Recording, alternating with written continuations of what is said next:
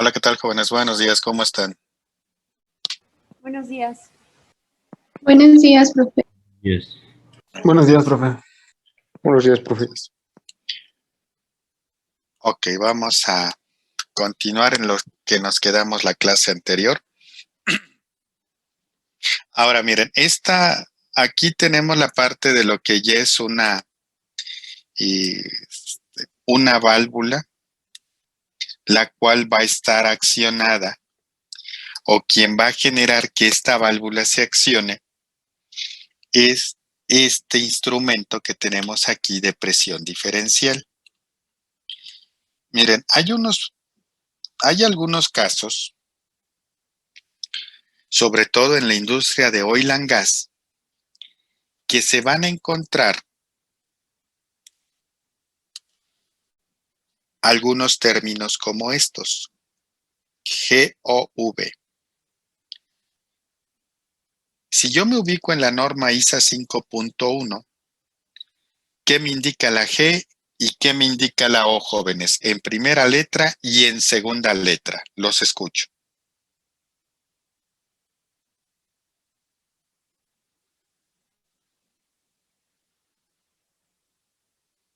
G en primera letra y O en segunda letra.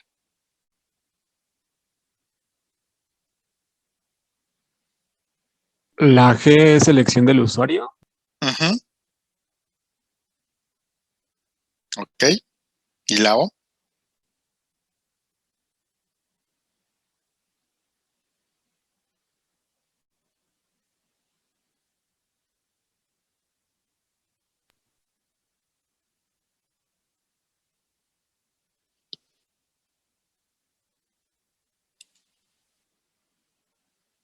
Dice orificio o restricción.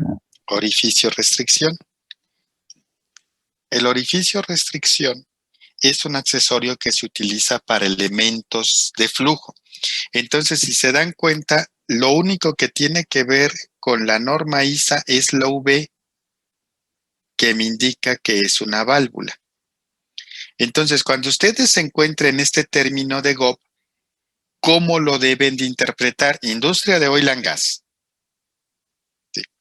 Esto me dice gas y esto operada. ¿Qué sería? Una válvula operada por gas. Esto es lo que nos está indicando aquí. Entonces va a ser muy común si ustedes luego andan trabajando en Pemex, ¿sí? Con proyectos para Pemex, que se encuentren esta terminología, y esto me está indicando que es una válvula operada por gas. Así como ustedes si se encuentran algo que es SDV. S primera letra, velocidad o frecuencia. D, modificadora, diferencial. ¿Sí? Y la V, válvula, pues nada que ver con una válvula de velocidad diferencial. Si han visto en Windows en inglés, cuando ustedes quieren apagar la máquina, ¿qué frase tiene?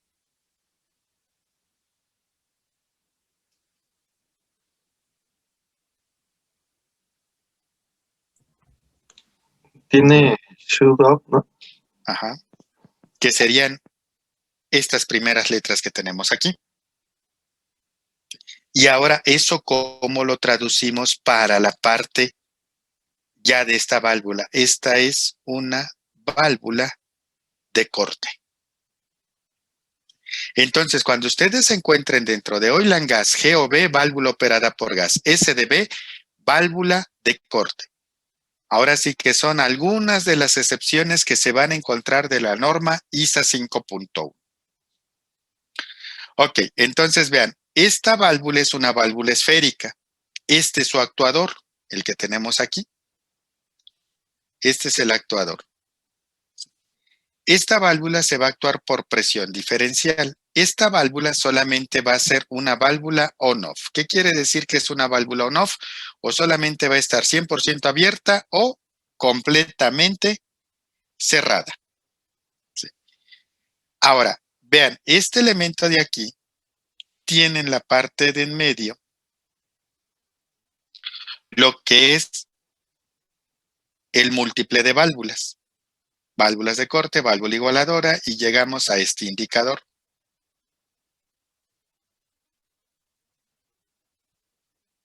Este elemento, vean también, estas tomas de presión, sigamos la toma de presión, está en este punto. Entonces va a medir una presión antes de la válvula y sigamos el otro, la otra presión está aquí, después de la válvula. Vean, en la entrada tenemos también un indicador de presión que en este momento nos está mostrando un valor de la presión.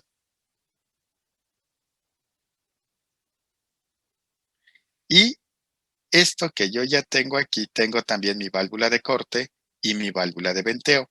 Aquí, ¿por qué le llamamos válvula de venteo? En esta tubería va circulando gas natural.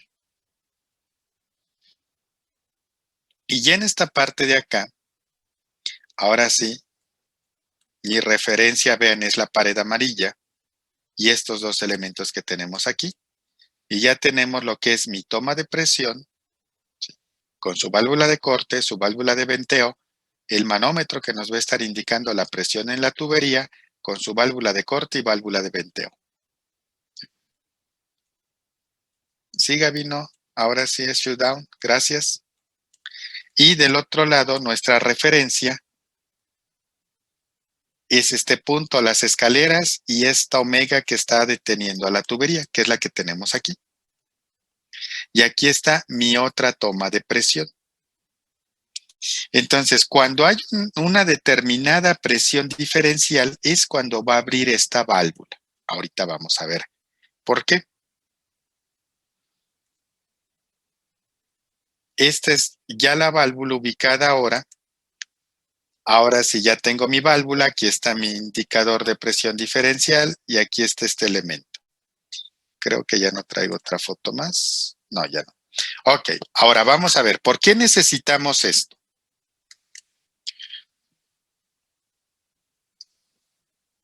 Todo esto, jóvenes,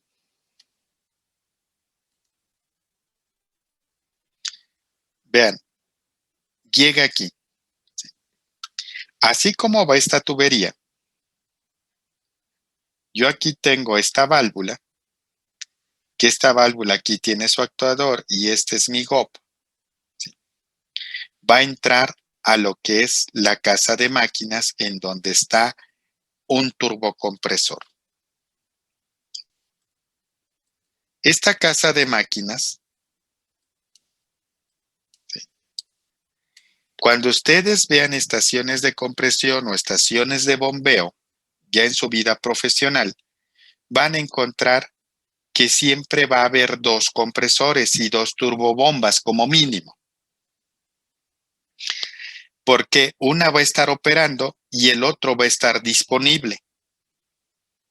Y están alternando la operación para que el equipo vaya sufriendo el mismo desgaste y no lo deje sin operar mucho tiempo, porque si dejo sin operar mucho tiempo una máquina, necesita después un mantenimiento. Entonces, cuando yo empiezo a operar esta máquina, vean, aquí en esta tubería, yo voy a tener aprox una presión de unos 40 kilogramos por centímetro cuadrado. Una presión alta. Recuerden, 7 kilogramos es cuando ya me dice que un fluido es de riesgo y aquí yo tengo un poco arriba de 5 veces esa presión. Entonces, si yo quisiera operar este compresor, ¿sí?, ¿qué tendríamos que hacer? Abrir esta válvula. Pero este compresor, no, toda esta tubería de aquí va a estar vacía. Si yo repentinamente abro esta tubería, va a llegar de golpe un flujo a esta presión y puede desbalancear al compresor.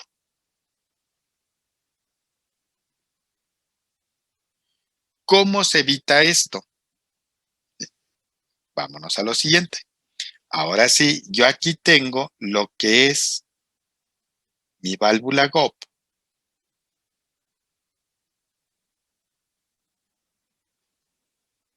Aquí está mi compresor. Y ahora aquí, en paralelo, voy a tener otra GOP.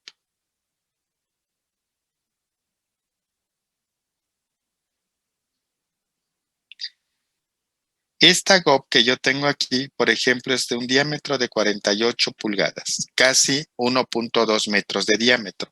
Esta GOP que yo tengo aquí puede ser de un diámetro de 8 pulgadas o un diámetro de 6 pulgadas, incluso puedo manejar a veces 4 pulgadas de diámetro.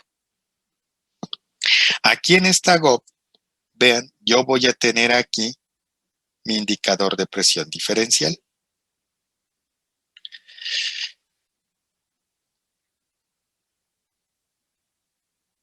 Entonces, ¿qué vamos a hacer cuando yo quiero arrancar el proceso? Para poner a operar este compresor, ¿sí? Esta válvula que yo tengo aquí va a estar en un inicio cerrada, ¿sí? No la voy a abrir. ¿Qué es lo que voy a abrir? Voy a abrir la GOP que está en paralelo. Esta es la que yo voy a abrir. Una vez que yo abro esta GOP que está en paralelo, como es de un diámetro más pequeño, ¿qué es lo que va a pasar? Voy a iniciar a llenar toda esta línea. Y en la salida de este compresor también se tiene otra GOP, que esa también se tiene que abrir. Entonces voy a empezar a presurizar todo este sistema. Está vacío, se empieza a llenar de gas natural, empieza a incrementar la presión.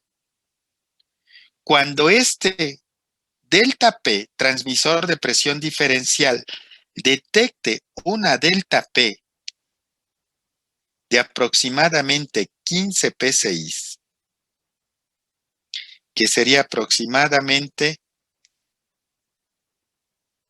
¿qué sería? Una atmósfera. ¿Sí? Aproximadamente 100 kilopascales, que es aproximadamente una atmósfera normal. Cuando entre este punto, que es la presión de entrada, y este punto, que es en donde yo estoy presurizando, tengo esta presión, ahora sí esta válvula GOP va a abrir. Ya voy a tener entre este punto y este punto, vean, habíamos dicho que tenía 40 kilogramos de este lado. Entonces, este va a abrir cuando yo aquí detecte 39 kilogramos y yo tengo una delta P de 1 kilogramo por centímetro cuadrado. Ya va a abrir esta válvula para que ahora sí entre el flujo y este sistema ya esté operando. ¿Cómo se llama a esto de que se debe de cumplir esta condición para que esta válvula se abra? A esto se le conoce, jóvenes, como permisivo. ¿Permisivo qué es? Es lo que ustedes van a programar en un PLC cuando programen una secuencia de arranque de un proceso. Entonces, para que yo ponga a operar ese compresor, tengo que abrir esa válvula GOP, pero esa válvula se va a abrir cuando se cumpla la condición que la diferencia de presiones entre el punto de entrada y el punto de salida sea de este valor. Entonces ya se va a abrir esta válvula. Y esa diferencia de presiones no va a ser grande y no va a desbalancear el sistema. ¿Qué otro permisivo podemos tener?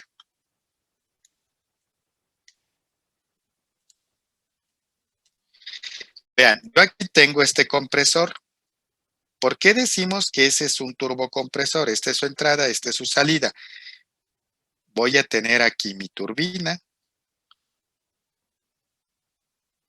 Voy a tener aquí mi compresor, otro compresor. Voy a tener de este lado mi cámara de combustión. Este compresor va a tener aquí un motor eléctrico y va a tomar aire de la atmósfera. Estos son equipo dinámico. Un equipo dinámico va a ser, por ejemplo, un motor eléctrico, un motor de combustión interna. El motor del coche necesita lubricación. Es un equipo dinámico. Este también necesita lubricación. Un permisivo es que si yo quiero arrancar esta máquina, El primer permisivo, ¿cuál es? Que yo tenga, ahora sí, el sistema de lubricación energizado. Este debe de estar operando. Entonces, debo de verificar que mi bomba del aceite lubricante y toda la lubricación que yo requiero en todo este circuito esté operando. Necesito lubricar este elemento, necesito lubricar este elemento, necesito lubricar también este elemento. Si este no está operando, no puedo arrancar esta máquina. Si ya ya está lubricando, va a haber interruptores de presión alta, interruptores de flujo que me confirmen que ya tengo el sistema de lubricación operando. Ahora, una vez que ya está esto, ya va a entrar este motor eléctrico. Este motor eléctrico va a ser nuestro motor de arranque. Una vez que este motor empieza a operar, va a empezar a girar el compresor. Va a empezar a comprimir el aire, lo va a mandar a la cámara de combustión. Aquí yo voy a meter el combustible. Y ya ahora sí, yo voy a meter los gases de combustión a la turbina. Son los que van a mover a la turbina. Parte de la potencia de la turbina la voy a ocupar para mover al compresor y la otra parte de potencia para mover al compresor que va a comprimir el gas natural. Cuando yo llego a ciertas RPM, ya la máquina por sí sola, este compresor y esta turbina ya pueden operar solos. Entonces, cuando se llegue a tales RPM, viene otro permisivo, que se desembrague este motor eléctrico y que se desenergice. Y ya mi sistema solito está operando. Entonces, esto que estamos platicando como permisivos, jóvenes, entonces, ¿qué es un permisivo? Es una condición que se debe de cumplir para que continúe una secuencia de operación. Si no se cumple ese permisivo, no puedo seguir con mi secuencia de operación. Y eso es parte de lo que ustedes van a programar en sus PLCs. Entonces, vean, ahora sí, que este transmisor e indicador de presión diferencial protege una válvula de estas que cuesta millones de pesos y un compresor con toda su turbina y su compresor axial y su cámara de combustión de que no vaya a salir de operación. Esto sin exagerar como unos 40, 50 millones de dólares. Eso es lo que costaría esta cosita de aquí. Ok, jóvenes, hasta aquí alguna pregunta o comentario. Los escucho.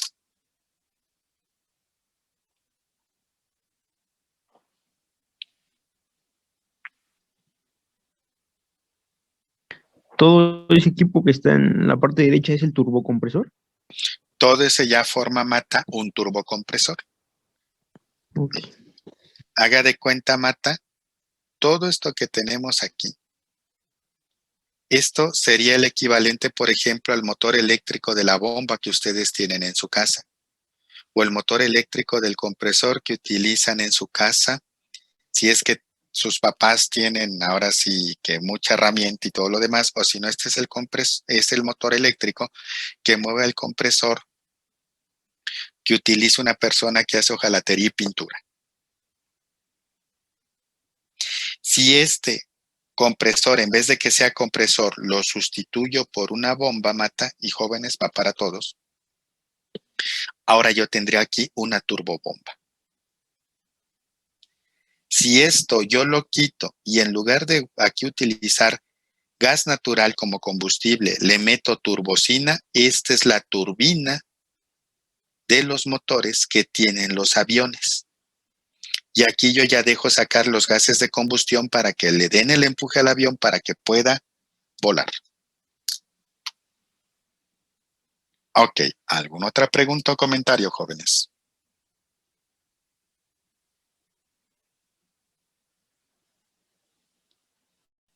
¿No?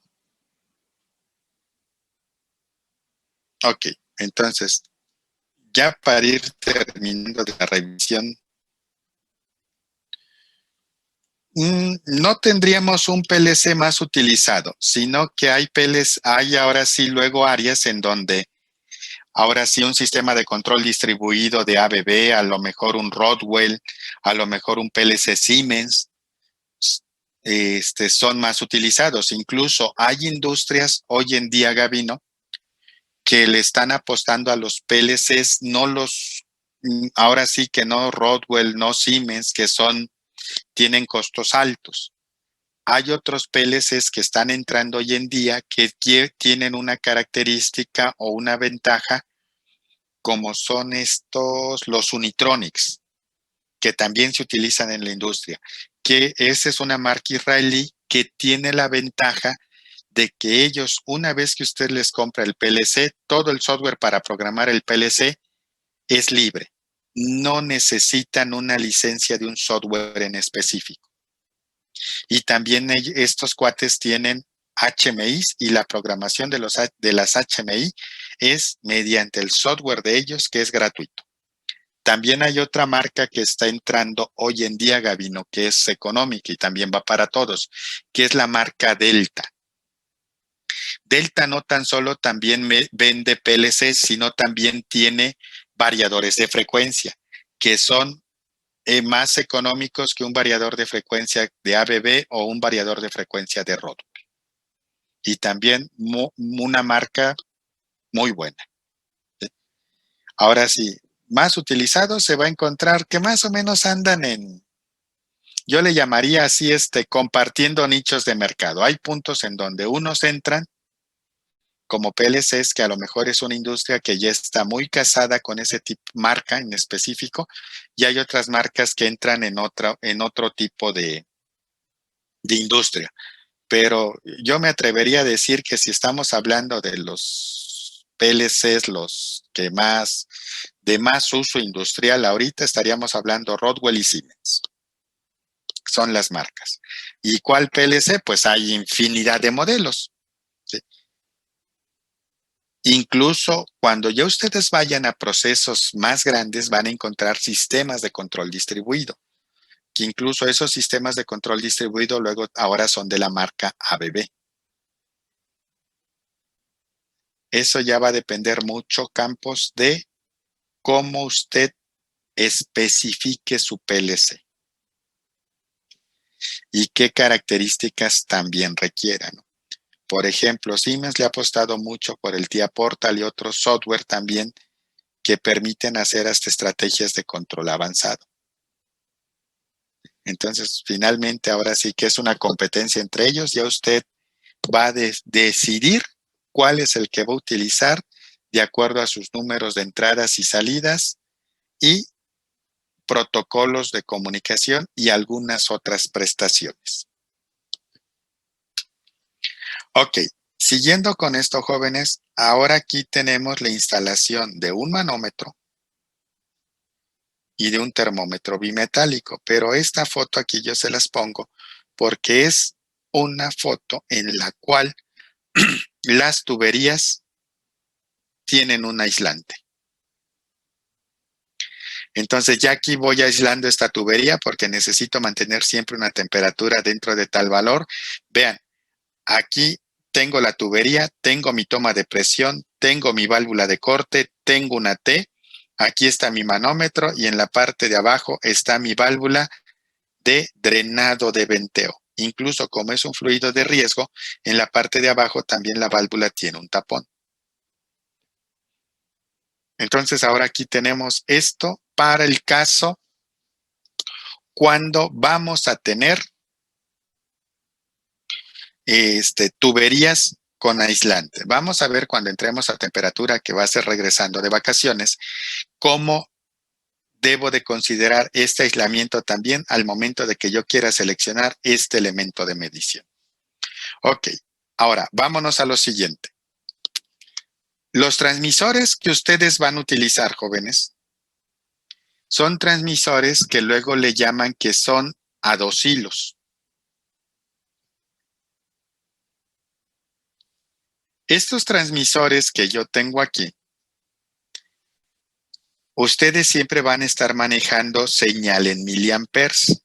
esta señal que es de 4 a 20 miliamperes.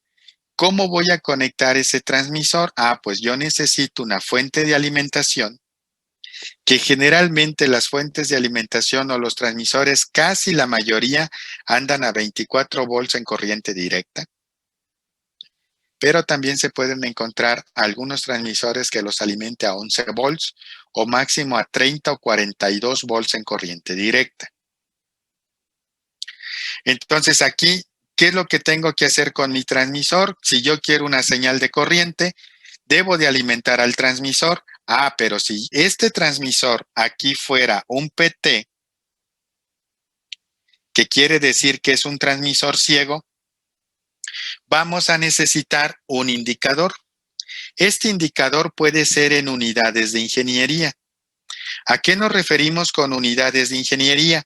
Que va a estar en unidades ya sea de PSI, de kilogramos centímetro cuadrado o cualquier otra unidad de presión que yo requiera de este elemento en función de ahora sí, del alcance que tenga este transmisor. Si yo no tengo un indicador en unidades de ingeniería, aquí yo puedo utilizar un miliampérmetro. Este miliampérmetro me va a estar indicando cuál es la corriente que está circulando en mi circuito, que esta corriente va a tener un valor de 4 a 20.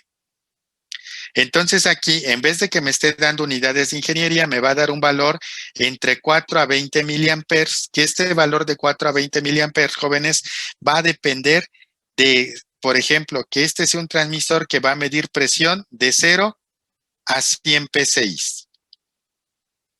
Entonces cuando yo tenga 0, voy a tener 4 miliamperes. Cuando yo tenga 100 PSI, voy a tener 20 miliamperes.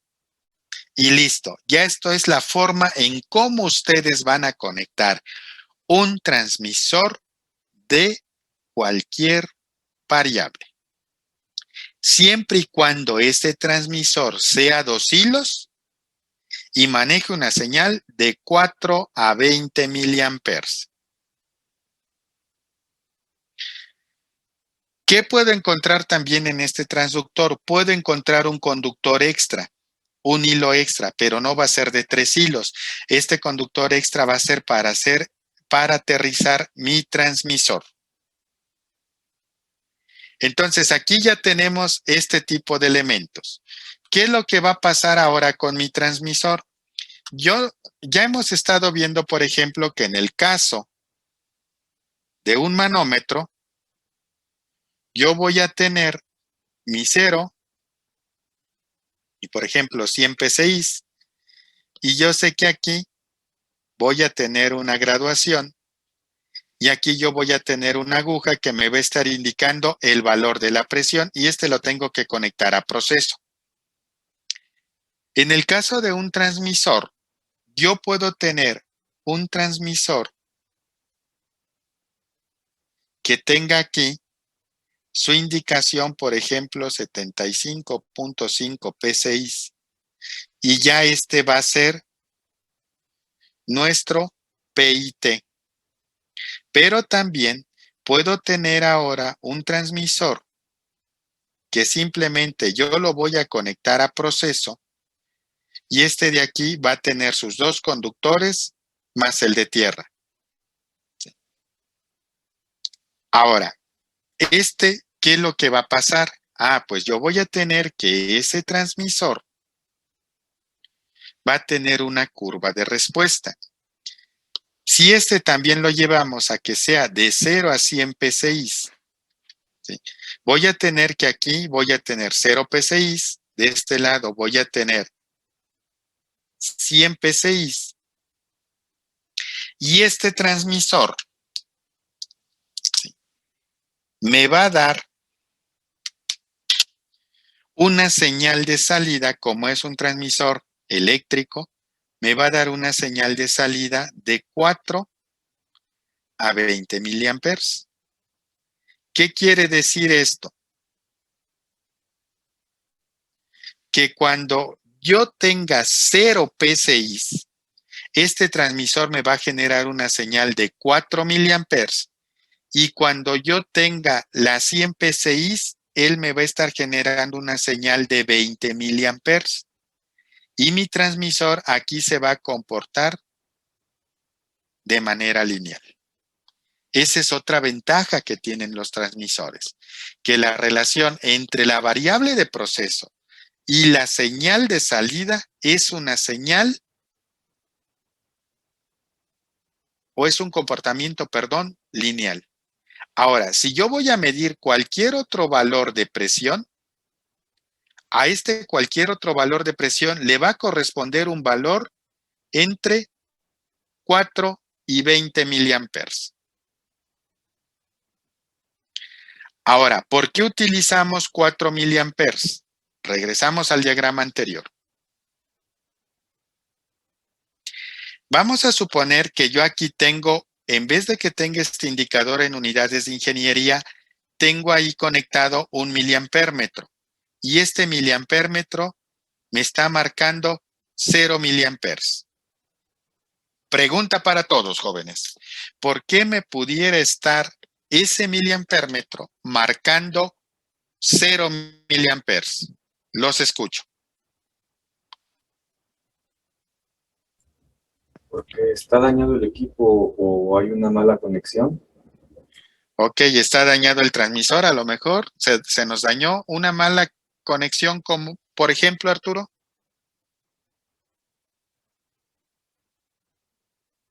Un falso contacto. Por ejemplo, el ammetro lo estemos poniendo en el negativo y hacia referencia, puede ser. Nos va a dar 0. Ok. ¿Por qué más? Ahora sí. Ok, no está funcionando, la fuente de alimentación no está operando, no ha energizado el sistema. Circuito abierto. Circuito abierto. Sí.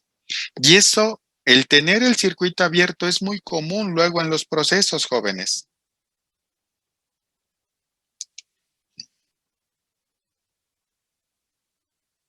¿Por qué? Miren, luego hay roedores en los procesos y les gusta andar por ahí en donde ven los conductores. Y aquí estamos hablando de 24 volts, supongo que hasta Cookie la ratita lo ocupa para hacerse una limpieza dental con los toques que siente, ¿no? Y truena el conductor.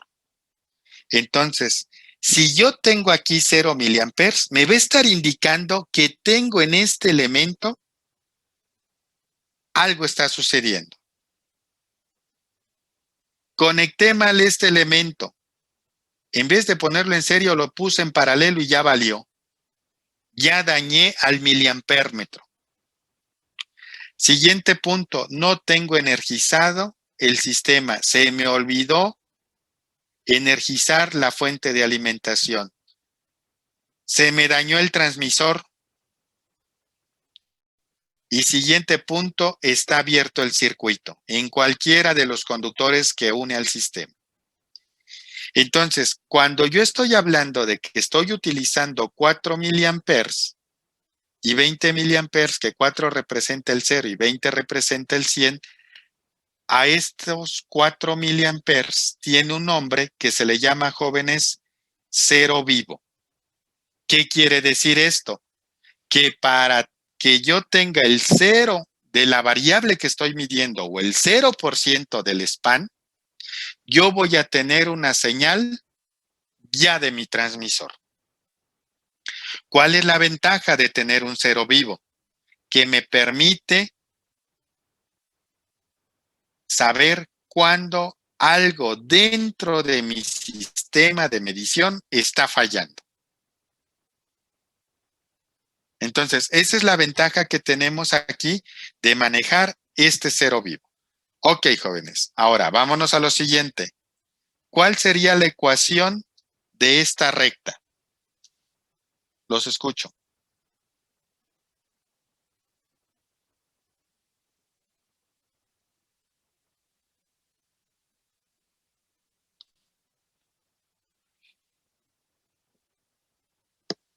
La ecuación genérica, todavía no le vamos a poner valores. Y es igual a mx más b. Ok, esta es la ecuación que yo tengo aquí.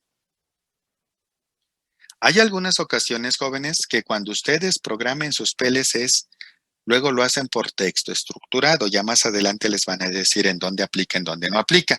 Y van a requerir programar esta ecuación. Hay otros en donde nada más van a elegir un bloque que es su bloque de escalamiento.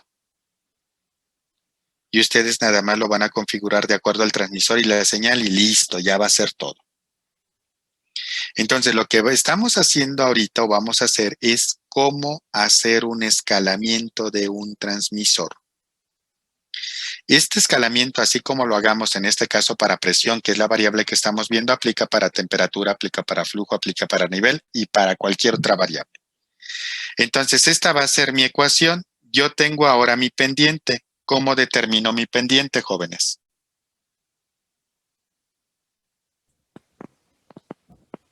Delta Y sobre delta X. Y2 menos Y1 entre X2 menos X1. Vamos a determinar la pendiente de este sistema. ¿Cuál es mi delta Y? Es de 16 miliamperes. ¿Cuál es mi delta X? Son 100 PSI. Esto va a ser igual a ¿cuánto? 4 sobre 25. 4 sobre 25 miliamperes por PSI. Y esto de aquí, si ya lo ponemos en un número real, ¿a cuánto equivale? Punto 16. 0.16 miliamperes por PSI.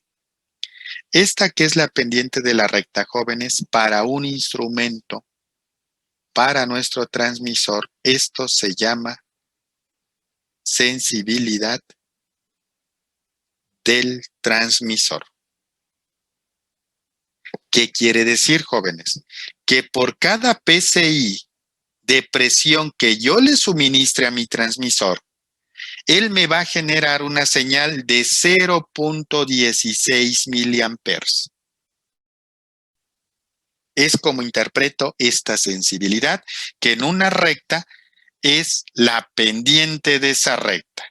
Ok, nos queda un minuto, dejo de compartir datos, regresamos.